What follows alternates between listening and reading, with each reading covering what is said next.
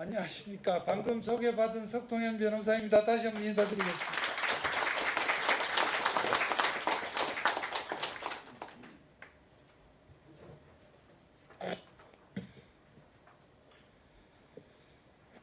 오늘 이 말씀을 드리기에 앞서서 지금 유인물 나눠드린 유인물 속에 제가 드린 말씀이 좀 프린트가 될 수 있습니다. 내용이 상당히 좀 깁니다. 좀 최대한 좀 축약을 해서 말씀을 드리겠습니다. 오늘 이 자리에 모이신 미디어 창당 괜찮습니까? 나도요?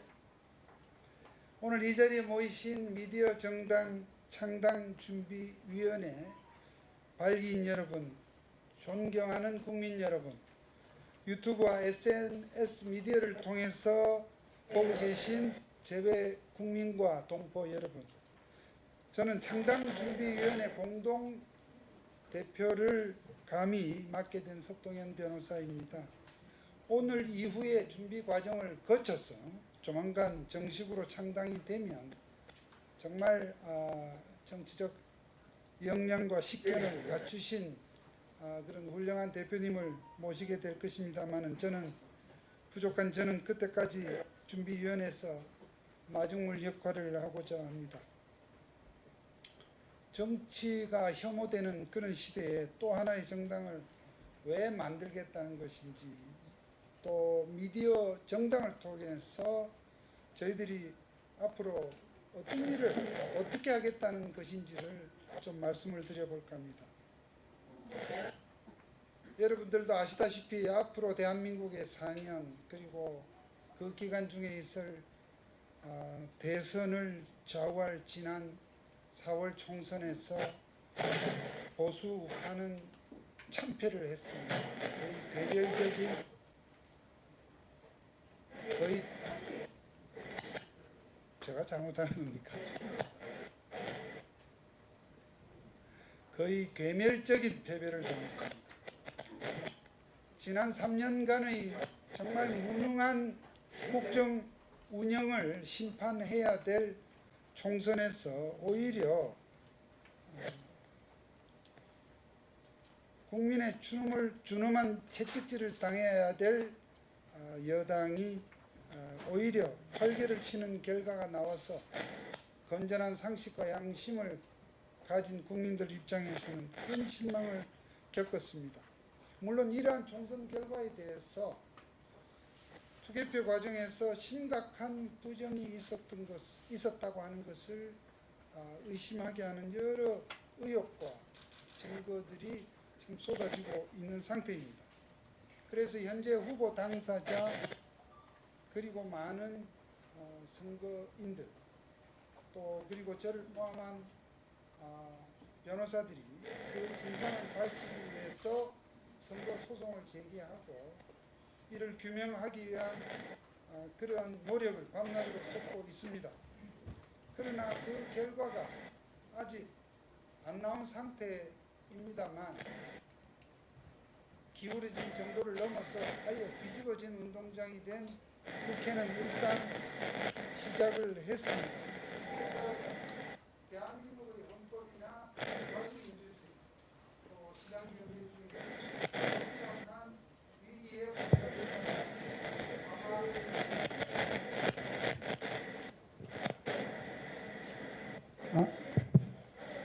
아마 이 자리에 계신 여러분이나 저의 공통된 생각일 것입니다.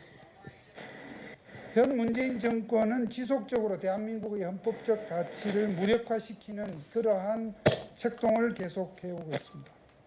최근에도 문 대통령은 6월 10일 행사에서 정말 피를 의심하는 얘기들을 했습니다. 평등 경제니 실질적 민주주의니 다양한 민주주의니 이런 얘기를 했는데요. 평등 경제는 자유시장 경제의 반대입니다.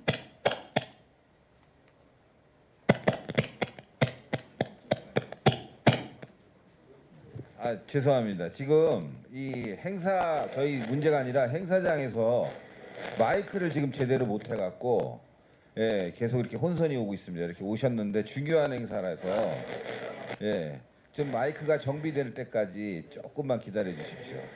요즘 말이죠, 이거 저희 미디어 정당을 방해하는 세력들이 있는 것 같아요. 여기 미디어 센터 이게 프레스 센터가 예, 이 중요한 행사인데 이렇게 마이크 정비를 못 해갖고 행사 시작하니까 이러는 것도 이거 정말 이거 말도 안 되는 일이 지금 벌어지고 있는데 예, 지금 다른 데서 오는 소리를 막 누가 집어넣고 있어요.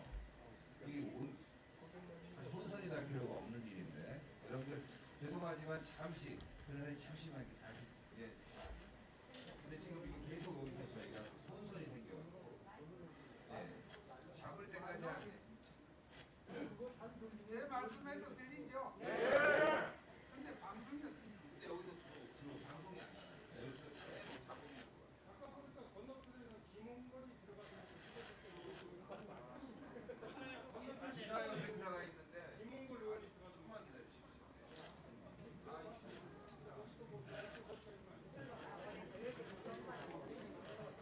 네, 시청자 여러분들 잠시 양해 말씀 부탁드리겠습니다. 앞서 공지받으신 대로 지금 현재 저희가 사전에 음향 테스트 등의 모든 절차를 거쳤음에도 불구하고 본 행사가 진행 중인 가운데 음향의 혼선이 계속 이어지고 있습니다. 따라서 저희가 잠시 우리 참석자분들께 양해 말씀드리고 잠시 행사를 잠시 조금 잠시 이제 멈추는 상황이 됐으니까요.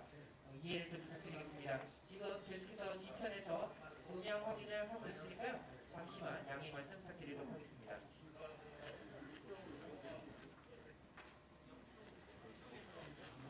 쪽에서 인하여 6.15 공동성명 20주년 행사가 옆방에서 열리고 있거든요. 아마 그쪽 소리가 들리는데 빨리 처리하도록 하겠습니다. 기술자들이 지금 도착한 상황입니다. 남북 관계에도 영향을 미치고 있습니다.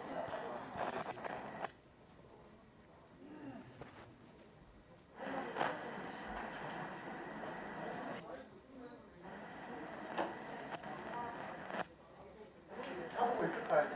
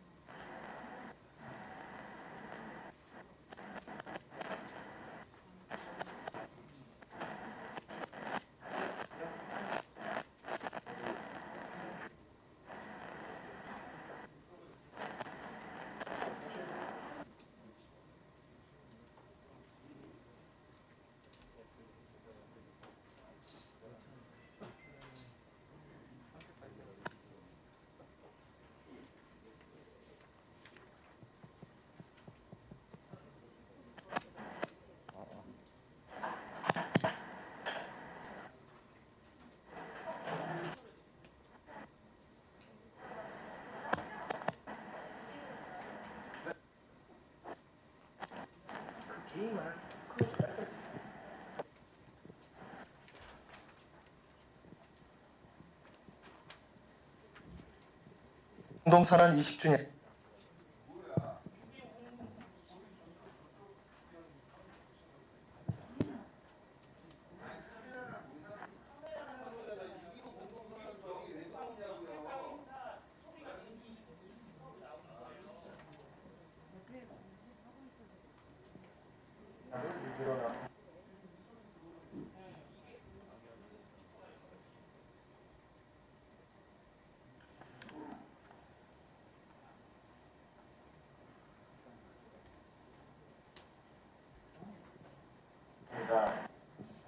그냥 진행을 하고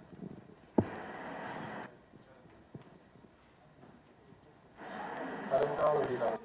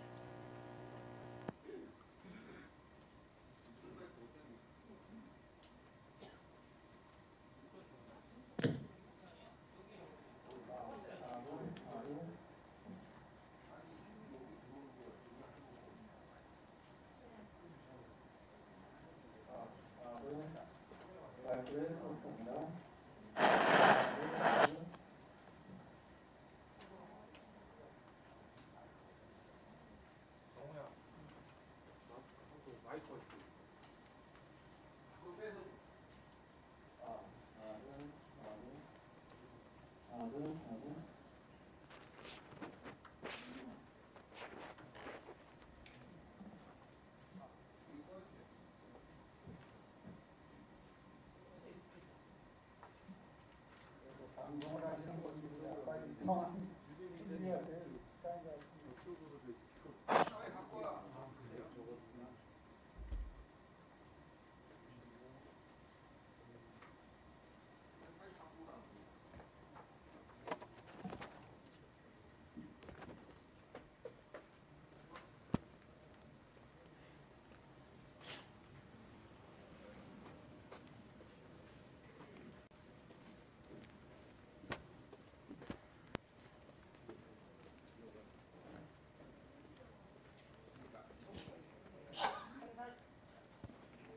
행사 정책 문제로 잠깐 딜레이가 있었던 점 진심으로 사과드리겠습니다. 석동현 공동대표의 대회사 다시 시작하도록 하겠습니다.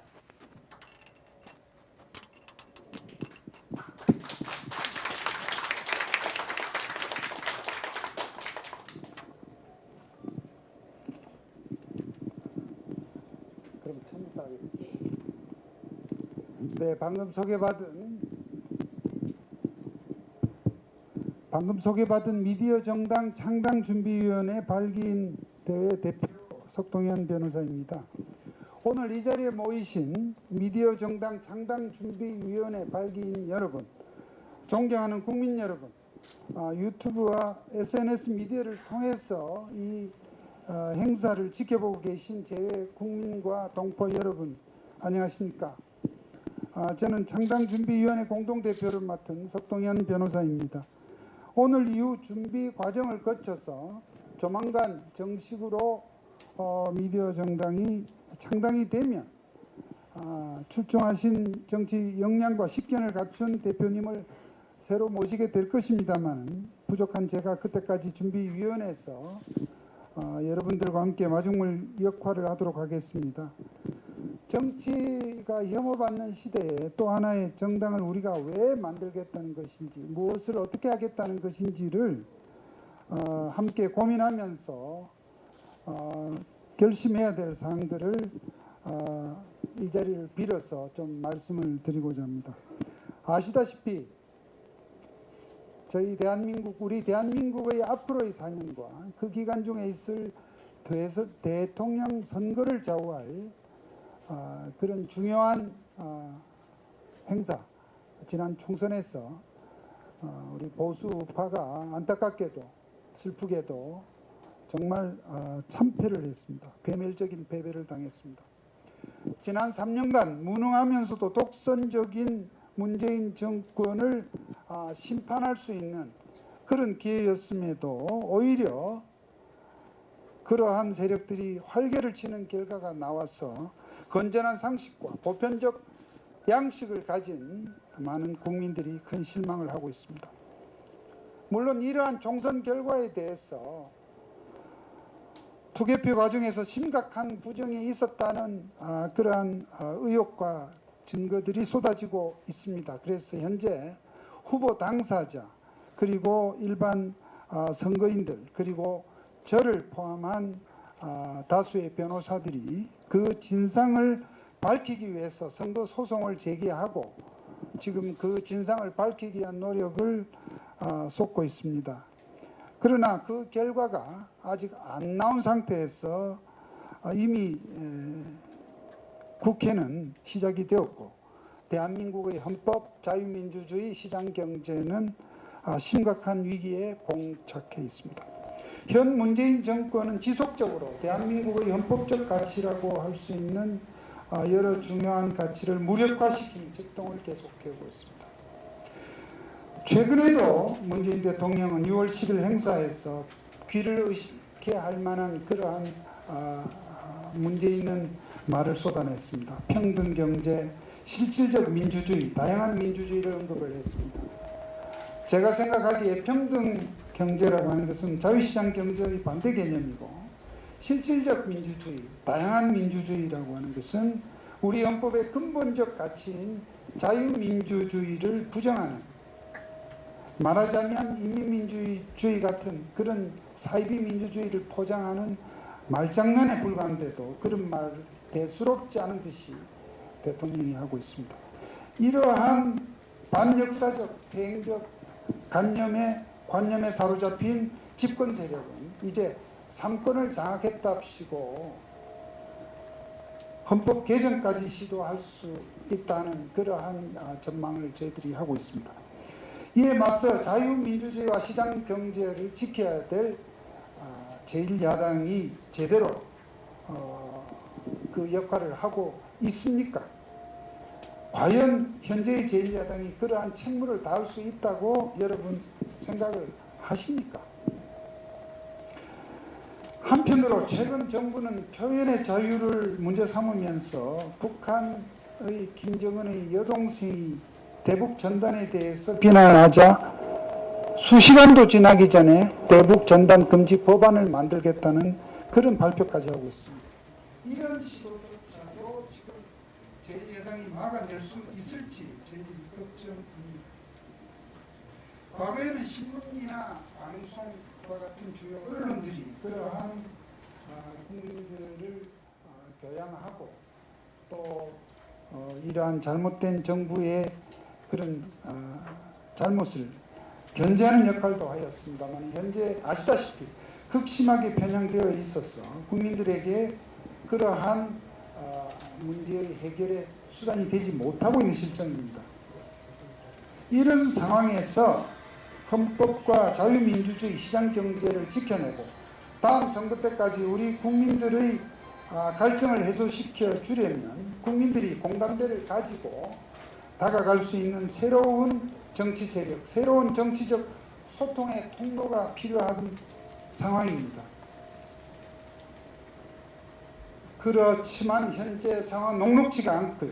정치인들에 대한 혐오가 갈수록 심화되고 있는 현실에서 우리들은 일반 국민들이 매력을 느낄 만한, 또 호감을 가질 만한 그러한 방법 한 가지를 찾았습니다. 그것이 바로 오늘 우리가 발기 모임을 갖고자 하는 미디어 정당입니다. 4차 산업혁명 사회의 기술력은 새로운 미디어 환경을 가능하게 했습니다.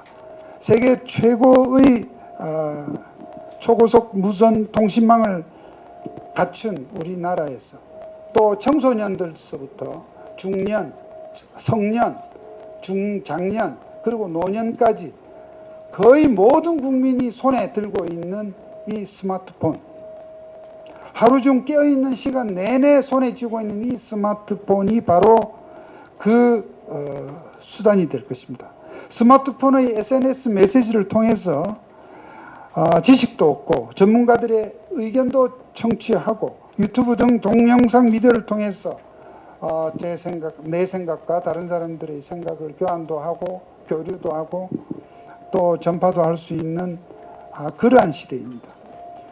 남녀노소할 것 없이 톡톡 튀는 아이디어로 보다 직관적이고 재미있는 정치활동과 여론 조성이 가능해집니다. 국민 개개인의 다양한 정치적 요구사항과 해결 방안이 조화롭게 어우러질 수도 있습니다. 코로나 때문에 모든 분야가 비대면 접촉 상황에서 정치적 의사표시와 집단행동 또한 사회적 거리두기의 예외가 아닙니다. 그런 점에서도 미디어 정치가 아주 현실적인 수단이 될 수 있다고 봅니다. 광화문 등 광장에서의 대규모 집회 자체가 허용되지 않는 상황입니다만, 미디어 정치라고 한다면 대규모 군중의 동원이 없이도 많은 국민들의 뜻을, 힘을 모을 수가 있습니다. 또한 공간적 제약도 극복이 가능합니다. 미디어 정치에서는 도시, 농촌, 산악지역 등 격오지나 재외국민, 재외동포의 정치적 관심 표명까지도 흡수할 수 있게 됩니다.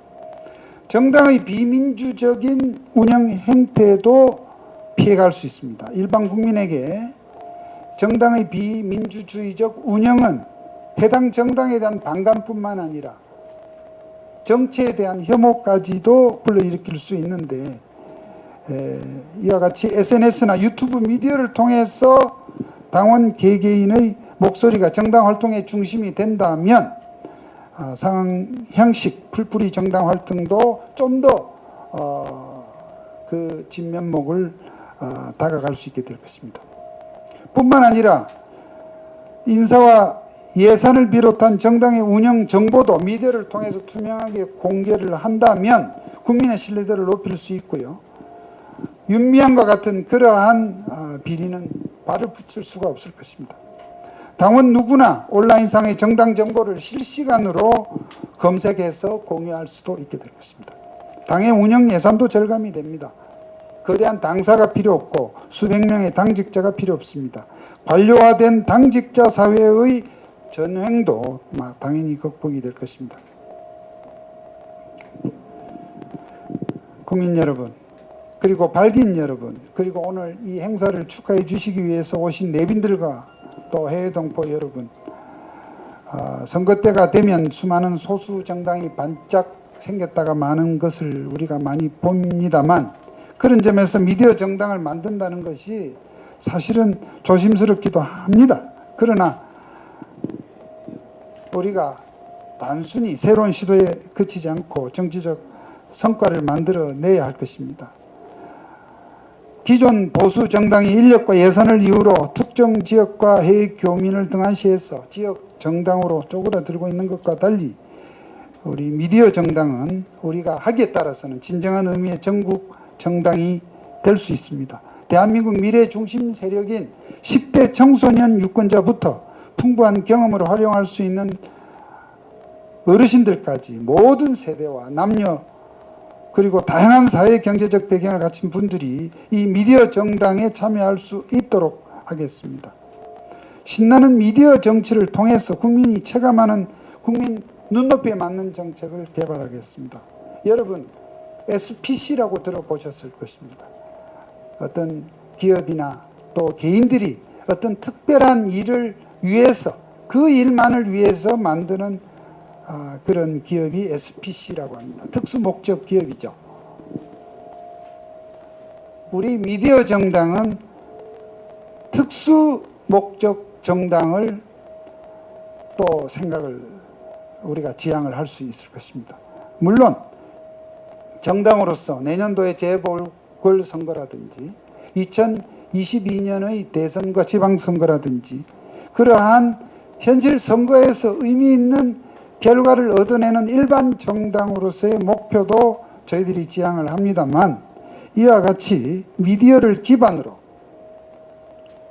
정치 권력에 그리고 이념에 오염된 그러한 미디어 환경을 깨끗이 청소하고 정화하는 그러한 정당, 그렇게 해서 새롭게 우리 국민들에게 희망을 주는 그러한 특별한 목적을 가진 정당, 그것이 결론적으로 종합적으로 요약해서 이 미디어 정당의 창당 의도라고 여러분들께 감히 말씀드릴 수 있겠습니다.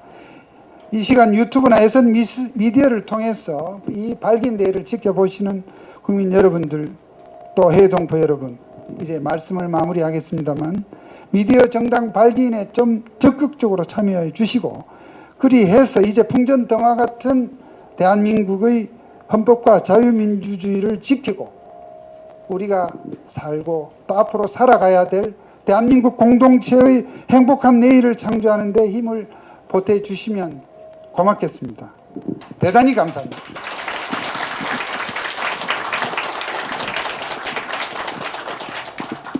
예, 지금은 참석해주신 여러분들을 소개해드리도록 하겠습니다. 모든 분들을 소개해드리는 것이 마땅하겠지만 시간의 제약으로 저희가 몇몇 분들, 중요한 분들 먼저 소개해드리도록 하겠습니다. 노재봉 전 국무총리 나와주셨습니다.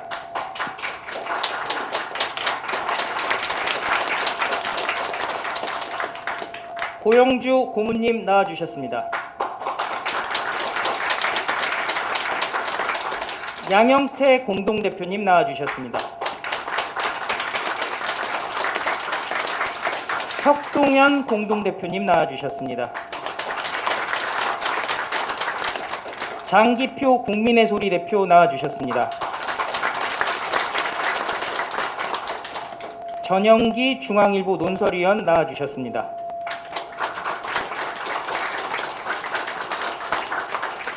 김영우 성신여대 교수 나와주셨습니다.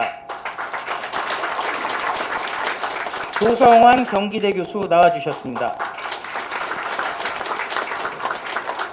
한변의 이현 변호사님 나와주셨습니다. 김태우 수사관 나와주셨습니다. 예, 그 외에도 많은 분들 계시는데요. 혹시 빠지신 분 있으면은 저에게 말씀을 해주시면은 좋겠습니다.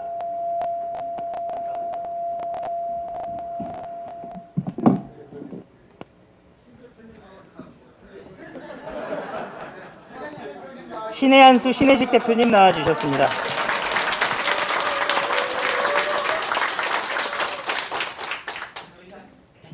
저희가 계속 신혜한수 멤버들은 뒷받침하는 역할을 한다 하다 보니까 제가 실수를 했습니다. 죄송합니다. 이제는 노재봉 전 국무총리께서 나오셔서 축사해 주시겠습니다. 많은 박수로 응원해 주시기 바랍니다.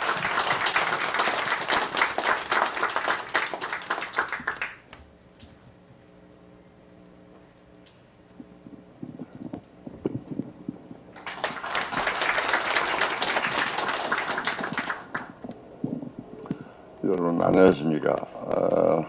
오늘 여러분 앞에 나와서 한 말씀 드릴 수 있는 기회를 얻게 돼서 대단히 영광으로 생각합니다. 신 대표가 연락이 와서 뭘 하는지 모르고 그걸 나가보겠다고 했는데 무슨 정당을 조직한다고 해서 저도 깜짝 놀랐습니다. 신의 한수라고 하는 이름이 나왔을 적에 나는 신 대표와 연관되는 것을 모르고 이게 뭐 하나님의 소리를 한다는 건가 한수를 놓는 건가 생각을 했는데 신 대표가 한다고 하는 것을 알게 되었습니다. 뭐 이 미디어 정당을 만든다고 하는데 뭐 잘 못 들어봐서 그런지 모르겠지만은 처음 듣는 얘기라 미디어를 통해서 정당을 만든다 하는 게 아주 이상하고 신기롭게 느껴졌습니다. 당장 제 머리에 스쳐가는 것은 이 미디어 시대 또 인터넷 시대라고 하는 것이 반드시 사람을 결집시키는 효과를 가져오는 것만은 아니라고 하는 것입니다. 다시 말하자면 혼자서 미디어 이 인터넷을 보고 생각을 하고 세상을 판단하기 때문에 사람과 사람의 모임이라고 하는 것이 대단히 힘들게 됩니다. 혼자 생각을 하고 자기 말로 사고를 구성한다고 하는 것은 다른 말로 표현하자면 천치라고 하는 말의 뜻에 해당합니다. 천치, 남이 알아들을 수 없는 말을 자기 혼자 하는 것, 이걸 천치 혹은 우리말로 바보라고 하는 것이죠. 그래서 이게 과연 모임을 이루는 계기가 되는 것인지 국민 전체를 바보로 전체로 만드는 것이 이 결과로 나타날 것인지 의심이 좀 든다 하는 얘기입니다. 그러나 이 모임의 목적은 어떤 연합적인 힘을 만들겠다 하는 것이기 때문에 그에 대해서 찬론을 왔다 하고 인사말로서 몇 마디 여러분에게 말씀을 드릴까 합니다. 나이를 모르고 사는 사람입니다만 계산을 해보니까 나이가 좀 많은데 나이를 모르고 산다고 하는 것은 무슨 얘기냐 하면 매일매일이 새로운 하루입니다. 그래서 매일 자기는 저 자신은 한 살입니다. 그래서 너무 세상이 재밌어요. 다시 말하면 제가 학교에 오래 있었습니다만 매일매일 하도 처음 보는 재미있는 문제가 터지기 때문에 학문을 하거나 사상을 하거나 생각하는 사람에게는 이게 천국입니다. 없는 문제가 없는 것이 한국입니다. 이렇게 좋은 조건을 가진 학문적인 대상을 가진 나라는 아마 세계에서 한국뿐이라고 생각합니다. 그래서 늙을 틈이 없습니다. 그런데 시민들한테는 이 정말 지옥입니다. 학자들한테는 천국이고 시민들한테는 그야말로 참 어려운 지옥입니다. 그리고 정치인들한테는 이게 혼란입니다. 이런 세 가지가 섞여가지고 지금 나가는데 지금 현재 중심적인 문제는 이념의 문제라고 생각합니다. 이데올로기와는 다른 의미입니다. 우파 유튜브가 많고 여기도 뭐 하는 분이 많을 것이라 생각합니다만 일상용어로 비판을 하고 파헤치는 것은 또 저 자신도 많이 보고 합니다만 이 이념이 대단히 소위 우파라고 하는 쪽에서 보면 좌파는 말이 되든지 안 되든지 이데올로기가 일관해서 광신적인 신념을 가지고 있습니다. 그 우파는 이게 대단히 약해요. 뭘 어떻게 하는 것이 제대로 사는 것인지 혹은 자유민주주의라고 하는데 자유민주주의가 무엇인지 물어보면 대답하는 사람이 거의 없어요. 뭐 그럴 수밖에 없는 것이 일상생활이 그렇게 지금까지 70년 동안 해왔습니다. 그걸 의식화해서 이야기한다고 하는 것은 대단히 어렵다고 하는 것은 뭐 여러분들 다 이해하시고 저 자신도 알고 있는 일인데 이걸 다시 한번 반성을 해서 이념적으로 모으지 않으면 유튜브를 지금 하는 사람들이 수없이 많지만은 이거는 산산조각이 날 가능성이 있다 하는 것입니다. 여기 모아지지 않는다. 고비에서도 여기 지금 나와 계십니다만 목이 터지라고 그야말로 매일처럼 응변을 하시는데 고변에서도 법률가 출신입니다. 여러분 아시다시피 제가 보기에는 범죄를 한 사람이 이 대한민국을 망치고 있는 부분도 상당히 크다 생각합니다. 뭐가 범죄를 모른다. 고변에서는 빼놓고 지금 이야기하는 겁니다. 이런 게 있습니다. 우선 지금 이 모든 유튜버나 언론이나 나온 것을 보면 좌파다 우파다라고 구분을 합니다. 대단한 착각입니다. 이것은 한국의 좌파 우파라고 하는 것은 성립되지 않습니다. 지금 이 정권 하에서 불란서 혁명에서 좌파 우파라고 하는 그 개념이 불란서 혁명의 그 와중에 전국회에서 생겼던 일인데 이건 뭐냐? 정통성의 국가를 새로 만드는데 정통성의 원리에 대해서는 동의를 하면서 그것을 정치적으로 운영해 나가는데 의견을 달리한다. 그런 의미에서 좌우라고 했던 겁니다. 여기는 지금 대한민국이라고 하는 국가의 정통성을 인정하는 것과 안 하는 것의 싸움입니다. 따라서 좌우가 없습니다. 여기는 이거 언론이 만들어낸 얘기죠. 마치 대한민국에서 정당한 이 같은 생각을 가진 사람들이 정책에 대해서 다른 의견을 갖다가 갖는다 하는 식으로 인상을 갖다가 주는 용어로서 좌우라고 해서 언론이 만들어냈습니다. 이거는 착각 아니면 기만입니다. 지금 대한민국은 그렇게 되어 있지 않습니다. 좌우의 싸움이 아닙니다. 체제를 살리느냐 체제를 죽이느냐 하는 지금 이 문제에 현재가 걸려 있습니다. 여러분 탄핵을 아시겠지만은 박근혜 탄핵은 아니었습니다. 이것이 제가 그때 분석을 해서 조금 얘기한 적이 있습니다만 널리 안 퍼졌습니다. 이게 뭐냐면 구실로 한 체제의 탄핵의 출발이었습니다. 이것이 이런 식으로 분석이 안 되고 지금까지 자꾸 박근혜가 무엇을 어째해서 탄핵을 했다 하는데 여러분이 아시다시피 박근혜가 무슨 돈을 먹었으면 뭘 했습니까? 단 모든 정치가 다 정책이 잘 되는 것은 아니라서 잘못한 부분은 있습니다. 분명히 내가 박근혜 대통령을 평한다면 국제정치 정책에 있어서는 정말로 잘 못한 부분이 있습니다. 중국과 손잡은 거. 정말 이건 잘못된 겁니다. 시진핑이가 국빈 방문을 한 것은 대한민국이 역에치선 라인으로 해서 중국 품에 들어왔다고 하는 것을 갖다가 표시했던 겁니다. 그리고 중국이 돈을 내가지고 안중근 이사의 기념관을 갖다가 만들고 임시정부를 왜 개량을 해서 새로 단장을 했습니까? 우리가 내서 한 거 아닙니다. 왜 그렇습니까? 박근혜 대통령이 거기 가서 희희낙낙했죠. 왜 그렇습니까? 대한민국 이 조선이라고 하는 것은 중국의 속국이라고 하는 거. 그 때문에 안중근 이사나 임시정부는 중국이라고 하는 제국을 위해서 일본과 싸운 그런 사람이고 조직이라고 생각을 했던 겁니다. 그 뒤에 고려 역사를 어떻게 했습니까? 고려는 중국의 지방 세력이고 또 트럼프를 만났을 때 시진핑이가 맨 먼저 만났을 때 뭐라고 그랬습니까? 조선은 중국의 속국이었다고 그랬죠.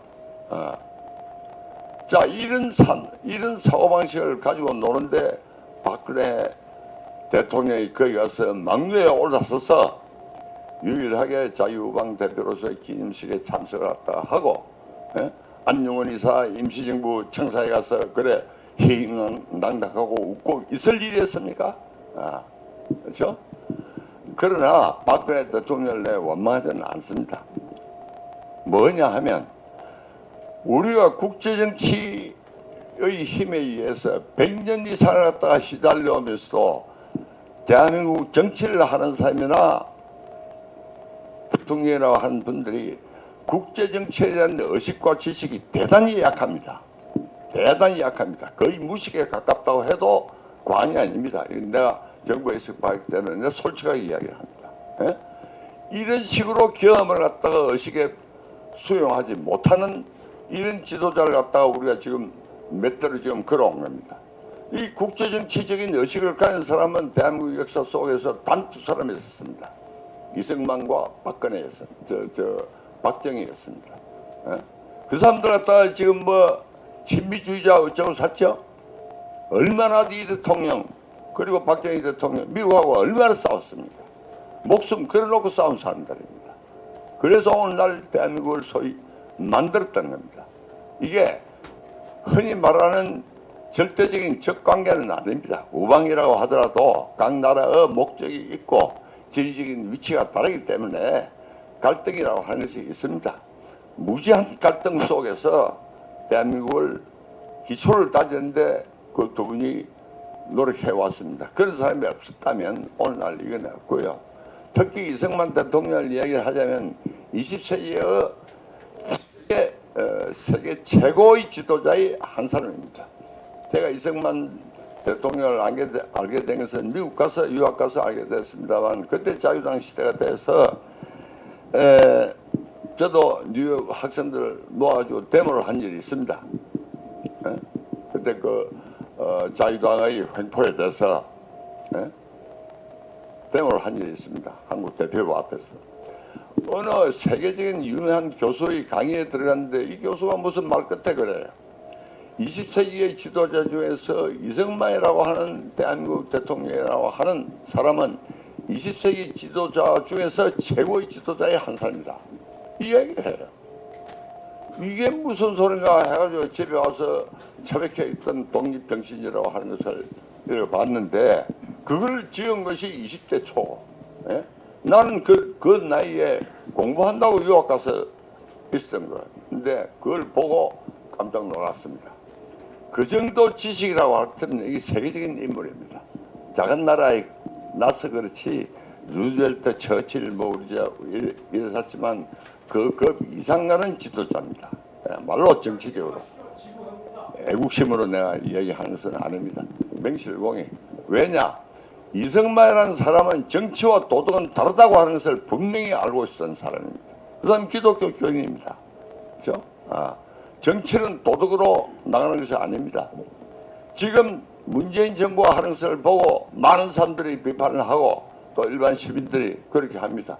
요사이 무슨 위안부 문제 이것도 그렇죠. 어떤 면에서는 모조리 이게 죽을 짓을 한 도덕적인 문제로 다 느끼게 되죠. 그런데 정치를 도덕으로 생각하면 냉소밖에 남는 것이 없습니다. 정치하는 들 그리고 그 빌붙어서 뭐 NGO냐 하는 것들 그런 놈들이지. 아 원래 그런 거 아니냐? 오늘만은 그러냐? 보통 이렇게 생각하는 경우가 많아요. 정치를 도덕으로 판단했다가 하면 나라는 망합니다. 틀림없이. 이거 여러분이 아셔야 됩니다. 정치는 선악의 문제가 아닙니다.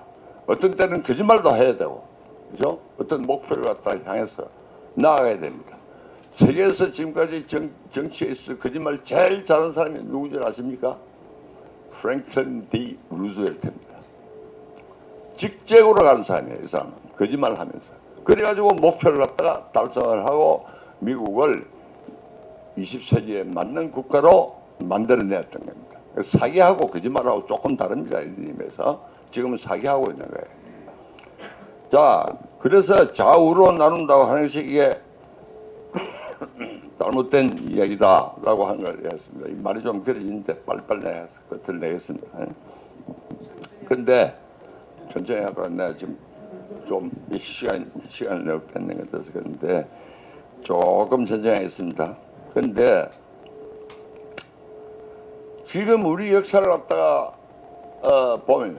많은 국사학자들 논쟁을 여러 가지를 두고 논쟁을 하고 있는데 희한한 것이 하나 있습니다. 빠지는 것이. 고대 국가는 어떤 통치 체제를 가진 것이냐. 그렇죠? 삼국은 어떤 통치 체제를 가진 것이냐. 고려조는 어떤 통치 체제냐. 조선조는 어떤 통치 체제냐. 이걸 규정을 못합니다. 아직까지 규정을 못합니다. 그저 민족 이것만 내세웁니다. 민족 내세워. 민족이라 하는 것이 있다고 해서 그냥 살아나갑니까? 반드시 어떤 국가적인 통치 정치 조직이 생기면 그 통치 구조가 만들어져야 됩니다. 그렇죠?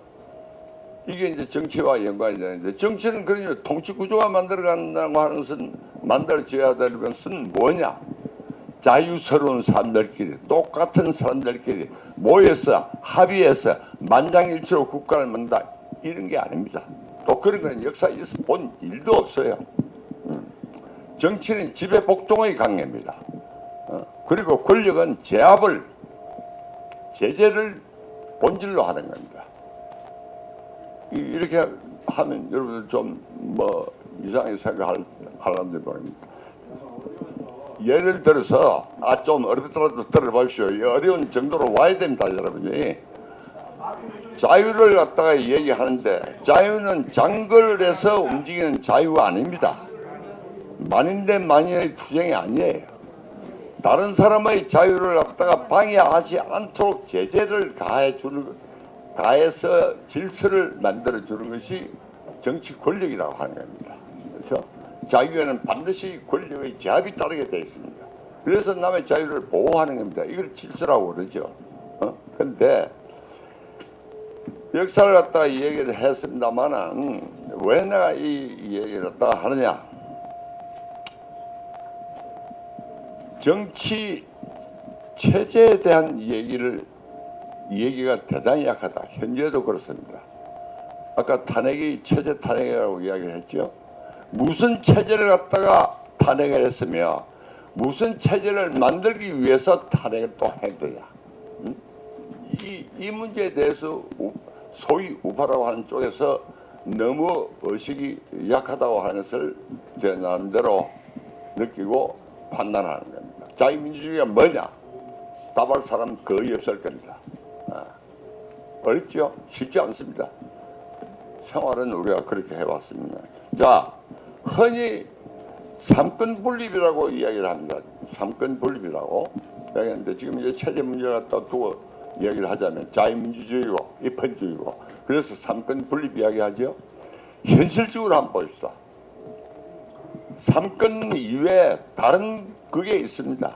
옛날에 미국에서 나왔던 거지만 제4권이라고 하는 게 있어요. 그게 언론입니다. 언론. 그 다음에 대한민국은 지금 제5권이라고 하는 게 있습니다. 제5권이라고 하는 게 뭡니까? 노동조합입니다. 노동조합. 권력기관화 했습니다. 이런 식의 구조를 갖다가 현실적으로 지금 가지고 있다 하는 겁니다. 이렇게 되면 이거 망하게 되어 있습니다. 자원. 자, 이렇게 되는데 이런 양상이 벌어지는 그 가장 기본적인 이념적인 개념이 뭐냐? 민족이라고 하는 겁니다. 민족. 대한민국 여기 남쪽에 있는 사람과 북한에 있는 사람과 우리는 같은 민족이다. 반대하는 사람 손 한번 들어보십시오. 예? 반대하는 사람 아무도 없으니까. 뭐 반대하는 사람 용감하게 한번 들어보십시오. 저 한 분 지금도 있고 또 다른 분 없습니까? 예. 한 분은 지금 손든 한 분은 분명하게 대한민국 국민입니다. 여러분은 전부 반동자입니다. 예? 아니 시끄러운 이야기 하려면 나가세요. 있을 필요 없으니까. 무슨 이야기냐 하면 우리는 당군의 자손이라고 이야기를 하죠. 그건 상징입니다. 사실은 아니고 당군을 내세운 것은 조선조가 일본에 망하면서 새로운 이 상황을 갖다가 맞은 이 땅에 사는 사람의 결속을 위해서 한국뿐 아니고 다른 데도 이렇게 다 있습니다. 결속을 위해서 하나라고 하는 걸 만들어내고 그게 이제 지식인이 한 겁니다. 되게 일본에서 오고 한 사람이 그 만든 겁니다. 그 다음에 피가 같다. 우리는 한 족속이다. 요새는 동포라는 말 안 쓰죠. 해방에는 동포라고 많이 썼습니다. 한 가족, 한 피를 갖다가 우리가 나누고 있다. 사실로서는 거짓말입니다. 아시다시피 신라가 어디 우리가 지금 이야기하는 소위 한국 사람의 좋은 사람 이게 신라를 만들었습니까? 그렇지 않잖아요. 흉노족이 와서 만든 게 신라 아닙니까? 고구려 북방민족 위민족하고 위나라하고 전부 다 한 통속이었습니다. 그래서 별의별 혼종이 섞여가지고 지금 우리가 이렇게 존재하고 있는데 혼종이 섞였기 때문에 한국 여성이 대단히 미인이고 요새 춤추는 거 이것도 세계적인 인기를 얻고 있고 또 한국 남성도 동양에서 얼마나 잘생겼습니까? 혼종 아니면 저 일본 황제 뭔가 천안식으로 한 피만 받아 오다가 오는 식으로 되면 말라버린 파처럼 인간이 보이게 됩니다. 여하간 이제 이렇게 되는데 이 민족이라고 하는 것에 여러분 한번 가서 생각해 보십시오. 이 족이라고 하는 게 들어가지 않고 이게 일제시대에 들어온 말입니다. 우리나라는 없었던 용어예요. 이것이. 대한제국이 망하고 나서 그 망한 당사자들 전체 이걸 뭐라고 이름을 불러야 되느냐. 그 이름도 없었습니다. 영어로 말하면 코리안이라고 하는 아이덴티티가 없어요. 정체성이. 그래서 그때 만든 것이고 그걸 제일 먼저 들고 나왔던 것이 만주에 가 있었던 중국에 가 있었던 역사학자 신채호라고 하는 사람이고 신채호는 일본에 가본 적이 없습니다. 중국의 계획가로 있었던 그 양계초의 영향을 받아가지고 이제 그런 식으로 나왔어요. 그래서 그건 그렇고 이게 현재 어떻게 작동을 갖다가 했냐 하는 거 여러분 아셔야 됩니다. 이제 민족은 따라하십시오. 지금 한반도에 조선민족 물론 같은 말을 씁니다. 그런데 이게 지금 정치적으로 하랍니까? 유엔을 가입을 한 유엔의 두 개가 국가로서 가입을 한 두 개의 국가가 지금 존재하고 있습니다. 우리는 한민족 남쪽이 유엔을 가입을 하면 영구 분단으로 이를 것이다 해서 김일성이가 얼마나 반대했습니까? 1961년 연쇄 자살이 있었던 사건이 그 유엔 가입을 반대하기 위한 대대적인 데모였습니다. 그런데 6월달 북한이 김일성이가 유엔 가입 신청을 했습니다. 이것으로 남과 북은 완전히 독립적인 국가의 자격을 얻고 현실이 그렇게 되어버렸습니다. 그때 여기서 하나의 민족하고 데모했던 게 그때 다 죽어버렸어요. 한참 있더니 한 10년인가 있더니 요람이 또 서서서 깨어나서 요새 평창올림픽부터 시작해가지고 우리는 한민족. 한민족은 무슨 한민족이야 이게. 그래 한민족이라고 합시다 그러면. 그 한민족이 어떤 정치 체제에서 살아야 됩니까? 여기에 대한 문제도 꺼내지를 않습니다. 이게 기반이고 사기라고 하는 겁니다. 그죠? 선전이고. 자, 이렇게 돼서 이게 지금까지도 소위 좌파 역사에서 그대로 내려오고 우파도 여기에 대해서는 별로 이의를 갖다가 제기를 하지 않습니다. 이런 현실이다 하는 것이죠. 자, 그래서 이 심볼을 갖다가 만들어낸 새로운 심볼을 갖다가 만들어내는데 이게 우리 자체가 또 만든 것이 아닙니다. 이 원류가 있습니다. 원류가 어디서 오느냐? 불란서의 시빌리제이션, 불란서의 혁명에 의한 문화에 반대해가지고 독일이 만들어냈던 겁니다. 독일이 소위 민중, 그 다음에 혈통 뭐 이런 걸 가지고 불란서의 정치 문화에 대해서 독일이 만들어냈던 것인데 이것이 일본을 통해서 유학생들을 통해서 우리나라의 민족이라고 하는 식으로 왔습니다. 이게 독일말로 폴크라고 하는 것이죠. 폴크라고 하는 겁니다. 그런데 여러분들 자세히 보십시오. 문재인 대통령이 프랑크푸르트 알게마인에 사이트에 기고한 것이 있습니다. 여기 신문에 크게 나지는 않았습니다. 거기에 희한한 말이 나옵니다. 남북한은 생명 공동체라고 해서 괄호를 넣어서 규정한 것이 나옵니다. 네? 그와 거의 비슷한 동시에 중국 가서 뭐라고 했습니까? 운명 공동체라고 했습니다. 시진핑의 전임자가 운명 공동체라고 하는 말을 썼습니다. 중국을 위한 민족들을 보고 그걸 엔도서했죠. 운명 공동체, 생명 공동체라고 하는 것이 나치즘을 뒷받침했던 나치의 개념들입니다. 보통 일이 아닙니다. 이거 여간 공부한 사람 하면 이거 찾아내지 못합니다. 쏘가 넘어갑니다.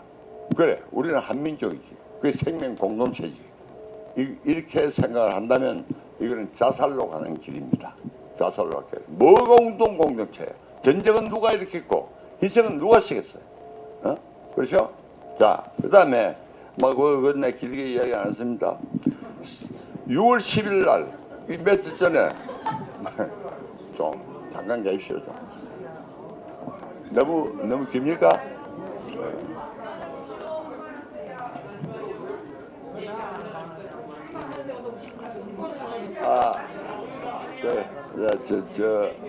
그래서 신 대표한테 조금 길게 해도 괜찮냐 해서 내가 하나 받고 했는데, 여러분이 잘 금방 알 수 없는 일이니까 지루하야 하겠습니다. 그러니까 내가 아이템만 이야기하고 물러설게요. 예? 연사가 얘기를 할 적에는 좀 조용히 해 주십시오. 이 민주주의 질서가 이렇게 됩니까? 뺏기시는 사람 나가세요. 그냥. 무슨 내가 지금 농담하고 있는 거니까 이게?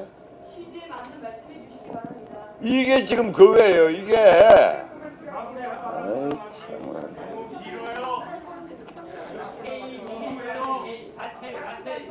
지금 여러분들 진정해 주시고요. 내가 지금 얘기하는 것은 미디어 정당을 만든다고 하는 경우에 그 이념적인 기초가 어떻게 될 것이냐 이걸 얘기하는 겁니다.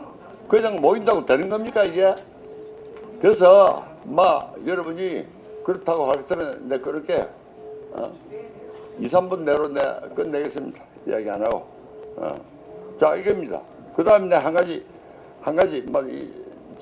긴 이야기는 빼고 이 법의 문제입니다. 아까 우리 김 변호사씨가 나와서 이야기하는데 법치와 법에 의한 통치는 전혀 다르다고 하는 걸 여러분이 이해를 해야 됩니다. 법치, 영어로 rule of law, 법에 의한 통치, rule by law라고 하는 겁니다. 천년지 차이입니다. 이것은 법치라고 우리가 하는 거, 대한민국 헌법에 준해서 법치라고 하는 것은 인간에 의한 자의적인 통치에서 벗어난다. 그래서 객관적인 법을 만들어서 그에 준해서 행동을 하고 복종을 하고 통치를 한다. 이런 얘기입니다. 그런데 법의 이한 통치라고 하는 것은 법을 무엇인지 법이라고 해서 의회에서 마조리티가 만들면 그게 법이고 효력을 갖는다. 그런 통치, 이걸 얘기하는 겁니다. 네? 지금 공수처법이 법치니까 법의 이한 통치입니까? 네? 그렇죠? 국회가 법을 만든다고 해서 전부 다 법이 아닌 것입니다. 이것이. 네? 인간의 자의적인 통치, 어느 독재자나 군주의 자기 생각에 의해서 마음대로 통치하는 이건 안 된다. 그래서 객관적인 법을 만들어서 통치한다. 그에 어긋나는 것은 심판한다. 그게 헌법재판소입니다. 그런데 지금 어떻게 나오고 있습니까? 고약한 법을 갖다가 이렇게 만들어서 국회에서 마조리티로서 통과된 법이라고 해요. 그 다음에 엊그제 이야기했던 거 아까 잠깐 얘기도 나왔습니다만 제도적인 민주주의와 실질적인 민주주의라고 이야기를 했죠.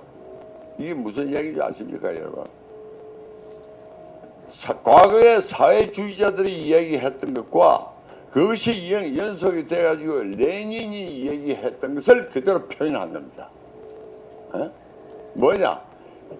당시에 이야기했던 것은 형식적인 민주주의와 혹은 형식적인 자유와 실질적인 자유, 형식적인 평등과 실질적인 평등,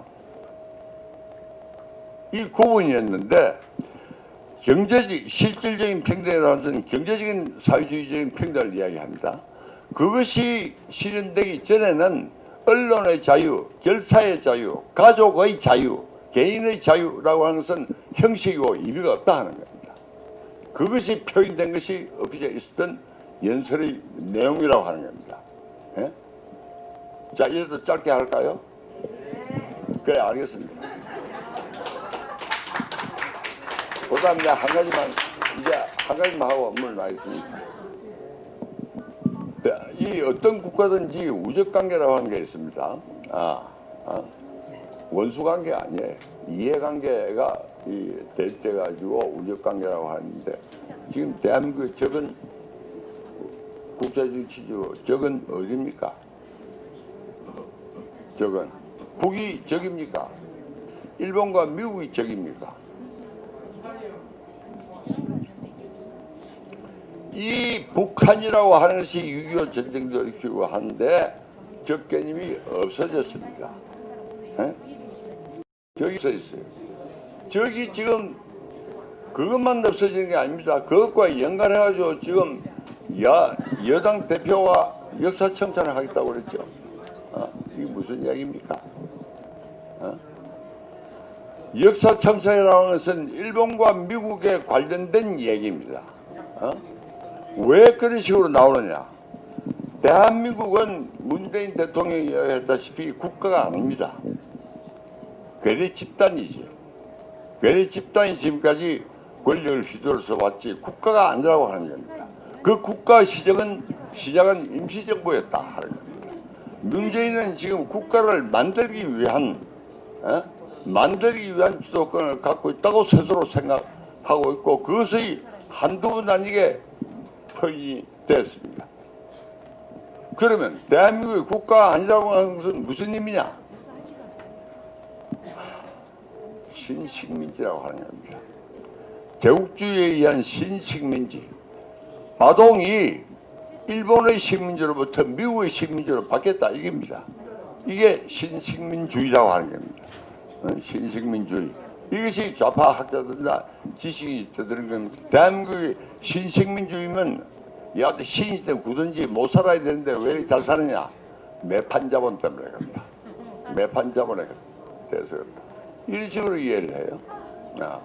그러니 지금 미국, 이제 앞선 일본은 타도의 대상입니다. 네, 그만할게요. 네.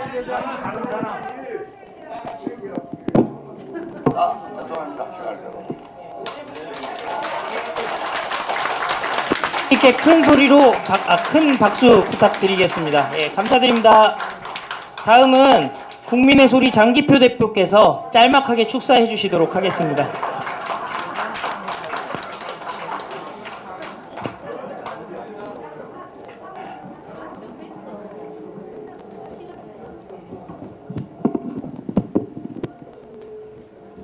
예, 장기표입니다.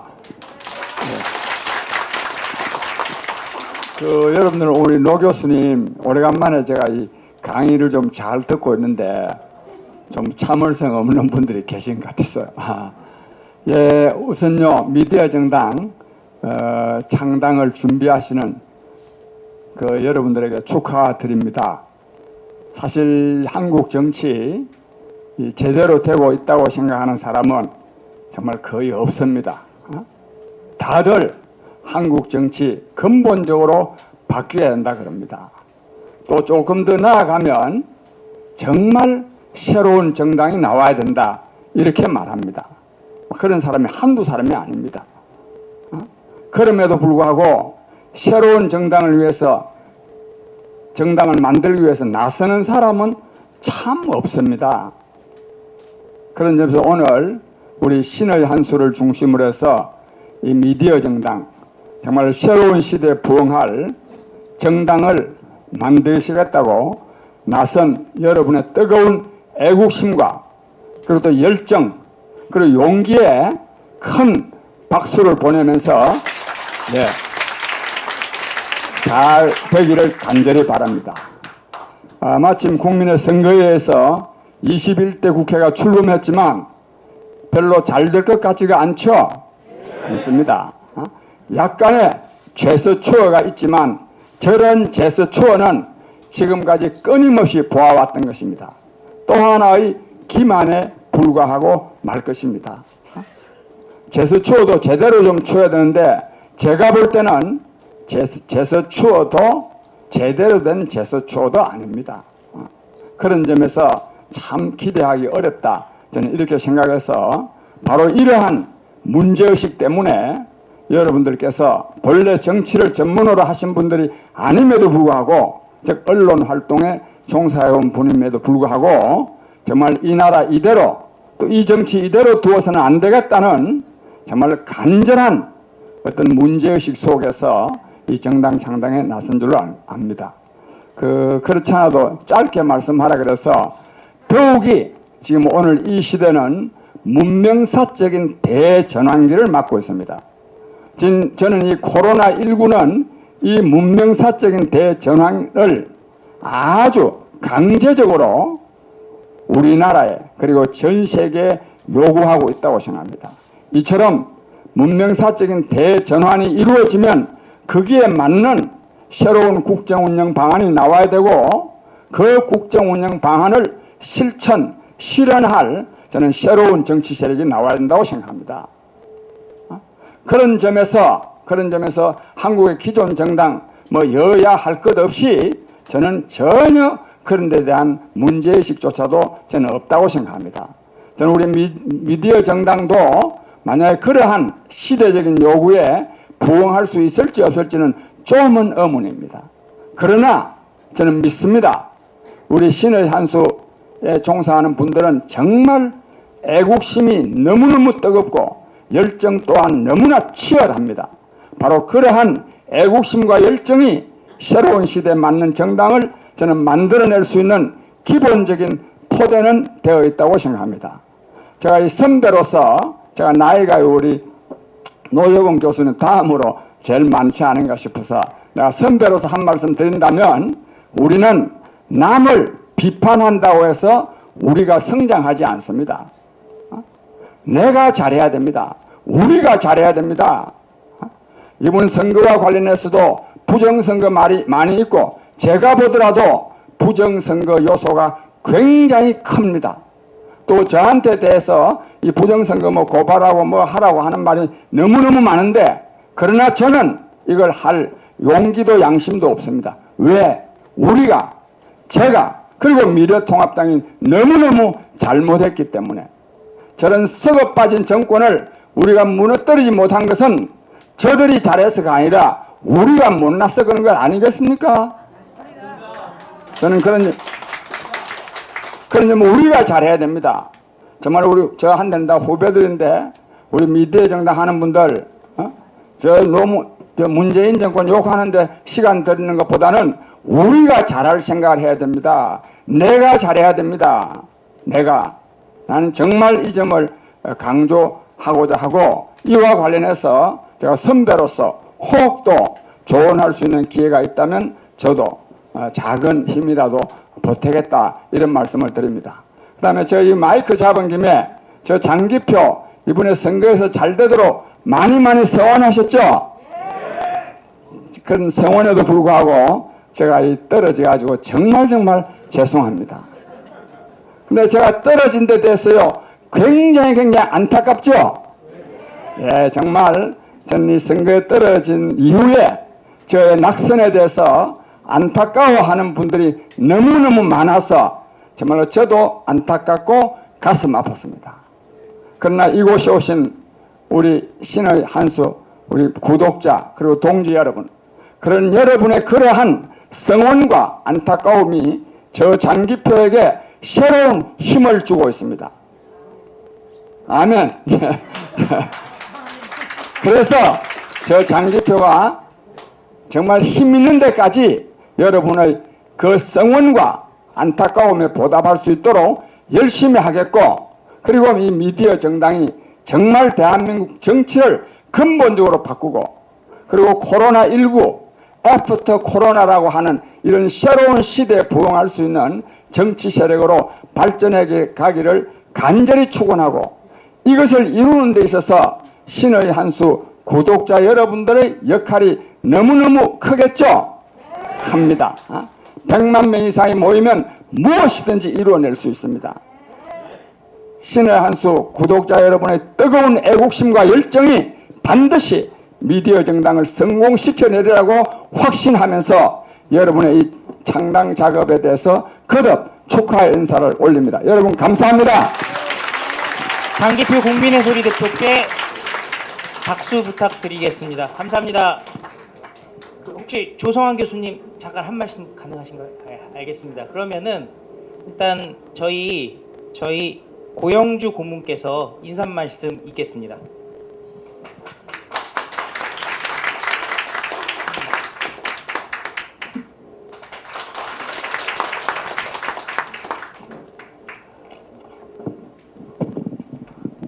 짧게 하라는 여러분들의 여망을 잘 봤으니까 짧게 하겠습니다. 먼저 미디어 정당 창당 추진 움직임에 진심으로 감사와 축하를 드립니다. 평생 정당에 가입해 본 적도 없고 정치는 적성에 맞는 특별한 사람들이다 하는 것으로 알고 있던 저까지 이제는 새로운 정통 우파 정당을 창당해야 하겠다는 생각이 들 정도의 상황이니 평소 정치 흐름에 많은 관심을 갖고 계시던 언론인이나 유튜버들께서야 더 말할 나위가 없으셨을 것입니다. 여러분들도 잘 아시다시피 저를 포함한 많은 자유우파들은 그동안 미래통합당의 좌클릭 처신이 못마땅하면서도 그래도 문재인과 더불어민주당의 적화 추진 작업을 저지하기 위해서는 제1야당인 미래통합당에 힘을 모아줄 수밖에 없다고 생각하여 지난 4.15 총선에 미래통합당의 승리를 위하여 최선을 다했습니다. 물론 자유우파 인사들 중에는 미래통합당의 혐오스러운 정치 구태와 수구적 기회주의적 행태들에 실망하고 분개하여 다른 우파 정당을 지지한 분도 있었지만 그래도 대부분의 우파 세력들은 그러한 감정을 억제하고 냉철한 이성으로 미래통합당에 표를 몰아주었습니다. 그런데 마침 정부 여당과 여당 소속 지방자치단체장들이 총선거 1개월 전부터 일제히 긴급재난지원금이라는 미명하에 금품 지급을 약속하거나 실제로 지급하는 등 국가재정을 동원한 엄청난 금권 부정선거를 저지르고 또한 관제 언론을 동원한 우한폐렴 대처 관련 조작 허위 보도로 국민들이 눈과 귀를 가리는 바람에 미래통합당은 총선에서 패배하게 되었습니다. 물론 미래통합당이 공천 과정에서 잡음이 나오는 등 제대로 된 선거 전략을 마련하지 못했던 잘못도 있었지만 역시 결정적인 패인은 정부 여당의 무지막지한 금권 부정선거로 인한 것이었습니다. 그리고 정부 여당의 이러한 엄청난 금권 공세 속에서도 국민들의 41.5%는 이에 넘어가지 않고 미래통합당을 선택해 주었다는 점에서 미래통합당은 자신들을 지지해준 애국 세력과 현명한 국민들에게 고마움을 표했어야 마땅합니다. 그런데 미래통합당은 정부 여당의 금권 선거를 비판하거나 공천 자범 등 자신들이 잘못을 반성하기는커녕 엉뚱하게도 선거 패배의 책임을 우파 유튜버와 태극기 세력에게 돌리고 이들과는 결별을 하겠다거나 앞으로 자유우파라는 용어를 쓰지도 말라는 등 우파 유튜버와 태극기 애국 세력을 모욕하고 능멸하였습니다. 우파 유튜버나 태극기 세력 등 애국 우파가 언제 미래통합당에게 대가나 보상을 바라고 애국 활동을 했으며 그러한 요구를 한 적이 있었습니까? 옛날에 못 주고 뺨 맞는다는 말이 있는데 이 말은 바로 현재의 자유우파가 겪고 있는 억울함을 잘 표현한 말인 듯 싶습니다. 이러한 억울함을 느끼고 또한 자유대한민국의 미래를 염려하는 많은 분들이 미래정당 외에도 실제로 여러 건의 창당 작업을 추진하고 있는 것으로 알고 있습니다. 그러나 이러한 애국 세력의 창당 작업이 또 다른 우파 분열이 되어서는 안 될 것입니다. 애국 세력들이 미디어 정당을 위시한 우파 정당 창당을 기획하는 것은 무슨 출세를 바라서가 아니라 미래통합당으로는 도저히 애국 우파 국민들을 대변하는 정당이 될 수 없겠다는 판단하에 우파 국민들을 대변하는 정당을 만든다는 순수한 심정에서 어쩔 수 없이 추진하는 것이므로 각 추진 주체별로 열심히 창당 작업을 하되 추진 과정에서 우파 동지들끼리는 상호 연대하거나 통합하여 반문재인 비미통당의 통일전선을 형성하게 되기를 바랍니다. 물론 미래통합당이 자신들이 과오를 반성하고 진실로 애국 국민들이 대변 정당이 될 것을 다짐한다면 미래통합당과의 합당 가능성도 닫아놓을 일은 아닐 것입니다. 다행히 오늘 미래정당 창립준비위원회가 새로운 우파정당 창당 추진의 선두주자가 되었습니다. 미래정당 창립준비위원회가 애국 우파정당 창당의 선두주자가 된 것을 다시 한 번 더 축하드리면서 앞으로 창당 과정이나 창당 이후에도 민주적인 조직 운영으로 우파정당이 모범이 될 수 있기를 바랍니다. 또한 후발 우파정당들과는 선의 경쟁과 연대를 잘 해주시기를 당부드리면서 간단하게나마 축사에 가름하겠습니다. 감사합니다. 고영주 고문께 큰 박수 부탁드리겠습니다. 양영태 공동대표 인사말 있겠습니다. 박수로 환영해 주시기 바랍니다. 여러분 안녕하십니까, 양영태입니다. 노재봉 교수님 또 노재봉 총리님 그 좋은 말씀, 아주 중요한 말씀을 경청하는데 여러분들이 말 뜻을 잘못 이해를 하셨는지 중간에서 소음이 나가지고 제가 그냥 중요한 것을 놓쳤습니다. 다시 말하자면 제가 분노하고 있는 것은 바로 6월 10일 날 문재인 대통령이 한 말 그 평등경제라는 부분하고 민주주의에 대해서 교수님의 깊은 얘기가 지금 레닌주의에 거기 연결되어 있다는 굉장히 중요한 이거는 이 미디어 정당의 이 파생이 돼서 이것이 반드시 꼭 지켜내야 된다는 이러한 필연적인 논리적 근거를 지금 말씀하시는데 막혀서 그것이 지금 가슴이 아픕니다. 사실 저는 굉장히 화났습니다. 언제 6월 10일 날 제가 문 대통령이 그 얘기를 듣고 말이죠. 평등경제하고 민주주의의 다양성이라든가 민주주의의 또 다른 어떤 실질적 민주주의가 있다. 아닙니다. 우리가 원하는 건 헌법적 가치인 자유민주주의와 시장경제. 온리 딱 그겁니다. 그리고 헌법적 가치는 그거밖에 없습니다. 그런데 이 근원적인 부분에 왜 그런 얘기를 했는가를 지금 총리께서 그렇게 말씀하시는 도중인데 여러분이 소요가 나서 조금 제가 좀 섭섭했다라는 말이 바로 앞으로 우리 미디어 정당이 잘 될 수 있는 창조적인 근거로 삼겠습니다. 그리고 한 가지만 말씀드리고 들어가겠습니다. 저는 미래통합당에 아주 좌절했습니다. 이유는 우리는 굉장히 열심히 밀었습니다. 아까 우리 고모님께서 말씀했는데 뭐 주고 뺨 맞는다. 예, 뭐 주고 뺨 잘 맞았습니다. 그것이 억울하긴 하지만은 그것은 감내할 수 있습니다. 더 감내할 수 없는 것은 주호영 원내대표가 5.18 문제를 얘기할 때 사과를 했다는 사실입니다. 무엇을 사과를 했는지 저는 모르겠습니다. 바로 그것이 저를 더 화나겠습니다. 왜? 5.18에 대한 주호영 대표가 그 전날 5.18 묘역에 가기 전에 사과를 했다고 언론에 났습니다. 무엇을 사과를 했는지 저는 모릅니다. 바로 그 순간 저는 이중대라는 소리를 하지 않고 본부중대라고 칭하고 싶습니다. 미래통합당은 바로 그 순간 어떤 정당이 되는 것이냐. 이념 아이데올로지도 없고 또 무슨 국가의 헌법 가치를 지키는 뭐 어떤 법치라든가 이런 부분도 없고 오로지 국회의원이란 그 목표를 위해서 달리는 사람들이 모인 집단이다. 이 이상도 이하도 생각하지 않습니다. 저희 미디어 정당이 파생되면 이것이 선두정당으로서 아까 고 변호사님께서 말씀하신 대로 모든 자유 우파들이 합쳐서 결국 대한민국을 수호하는 한 지붕 아래로 다 모이도록 그렇게 했으면 좋겠습니다. 미디어 정당이 선두가 될 것입니다. 네, 안녕히 계십시오. 양명태 공동대표님 감사드리겠습니다. 큰 박수로 감사드리고요. 또 신혜식 대표가 인사말 있겠습니다.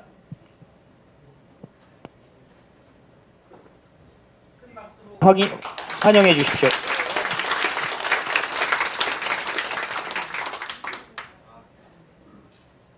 네, 여러분들 정말 감사합니다. 사실 요즘 사회적 거리두기라고 해갖고 참 어디 다니기가 좀 껄끄럽고 그런데 많이들 참석해 주셨고 특히나 또 우리 노재봉 총리님께서 선뜻 이렇게 허락을 해 주셔갖고 오늘 사실 강연을 좀 부탁드렸는데 어떻게 좀 여러분들께 공지가 제대로 안 된 것 같습니다. 하여튼 총리님께 오히려 좀 죄송하고 여러분들께는 다음에 다시 한번 자리를 마련해서 우리 총리님의 좋은 말씀을 듣는 시간을 갖겠습니다. 자, 미디어 정당 제가 많은 분들께 말씀을 드렸는데 다 똑같이 공통적으로 하시는 말씀이 있어요. 도대체 뭐 하는 거냐 미디어 정당이.